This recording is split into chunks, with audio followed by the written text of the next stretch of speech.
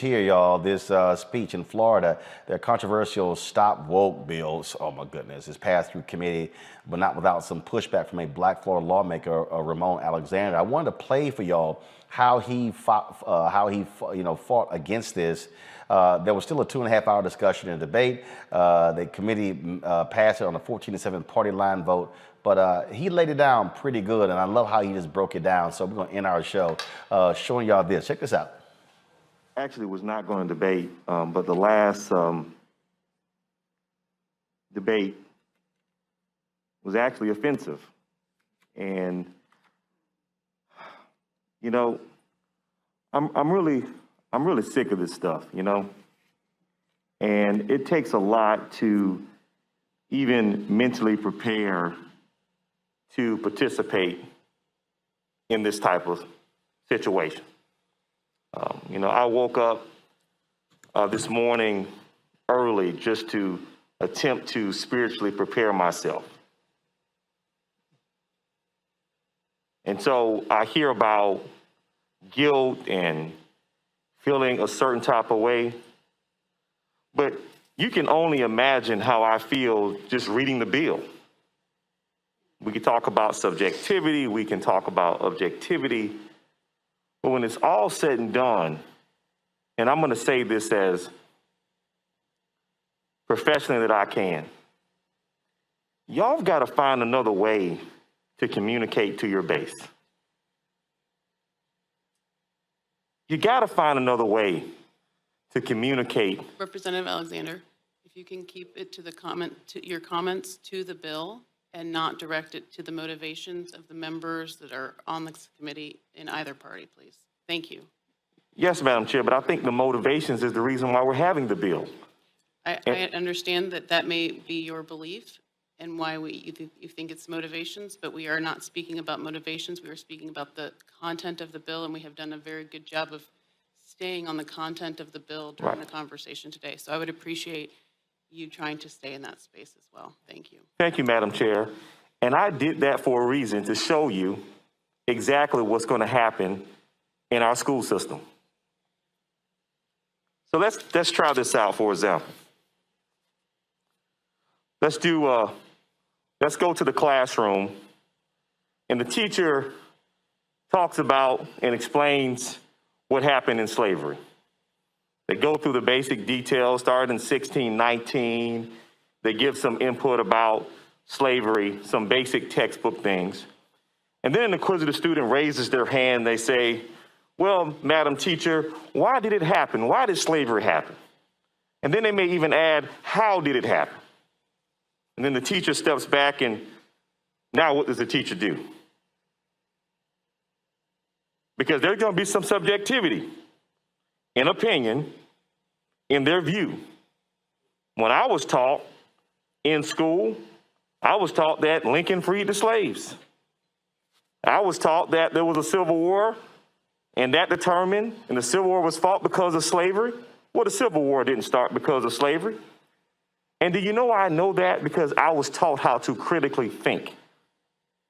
I remember taking a religion class in college. You're talking about a young man that was baptized at an early age. Dad's chairman of the deacon board. Mother is the chairman of the Women's Congress for the Primitive Baptist Church. Go to church on Monday, go to church on Wednesday, go to church on Friday. Boy Scouts in the church, all day church.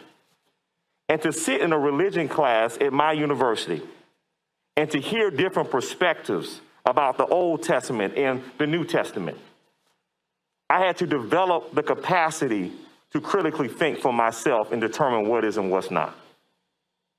And so this is a huge waste of time. And I have to literally, and I'm going to debate the bill on the floor, but I have to literally, in the merits of the bill, but I have to literally ask myself, is this really worth it? You know, we have 29 physically constrained counties in Florida, and 28 of them vote the same way every single time. Think about it. People are struggling. They are living paycheck to paycheck. A lot of them don't have a paycheck.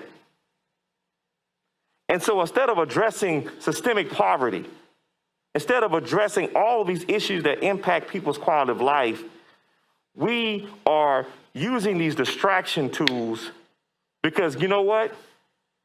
If race didn't matter, if all these issues didn't matter, we wouldn't have this bill. If race didn't matter and this stuff didn't poll well to get people to come out and vote and cause a dadgum insurrection, we wouldn't have these type of bills. And so we do it over and over again, and we find the next boogeyman to distract from the reality that 28 of these 29 counties keep voting for you instead of addressing the issues that impact people's quality of life every day. I don't want to do this, but I don't think you can handle the truth. I do not like having conversations like this. It eats me up on the inside because I know there's some admirable, good people over there. And half of y'all are uncomfortable with voting for this bill yourself, but you don't want to get primaried in your election. And so, I'm going to stop because maybe I am inappropriate right now, but I'm going to speak the truth. The last thing is for a representative to say that race doesn't matter. What ozone layer are you on? Representative Alexander, those comments are inappropriate. No, it's not inappropriate. Because his comments, Representative Alexander. Please. Listen, his comments were inappropriate. Your debate, Representative Alexander. But my question is, I'm going to stop here. Why didn't you stop him when he made his comments? His comments were just as offensive to me that my comments are to you. I'll stop. But this is Representative Alexander. No. We are done with debate. I'm going to stop. I'm going to stop. And I won't say anything. I'm going to end it here. And I respect you with the utmost respect. I'm going to stop. Let me say this.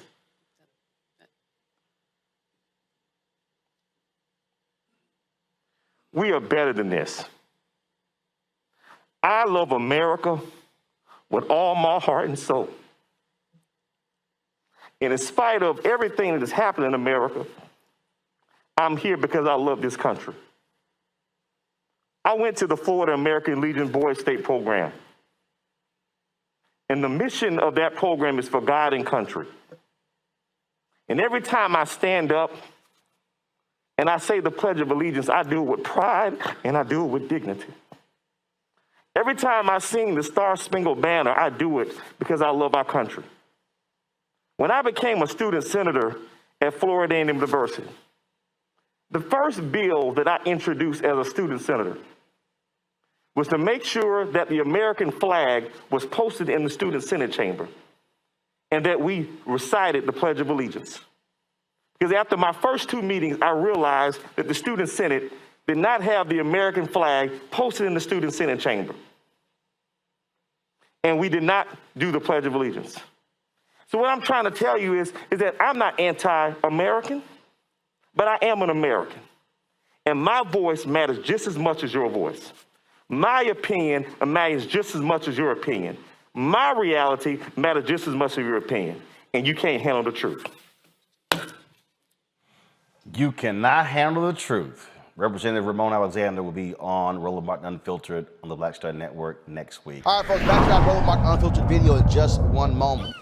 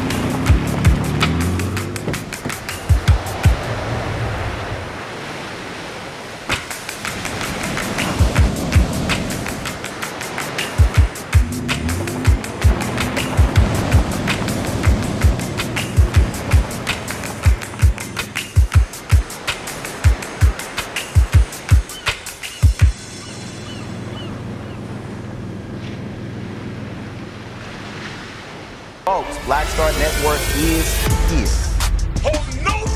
I'm real revolutionary right now. Support this man, Black Media. He makes sure that our stories are told.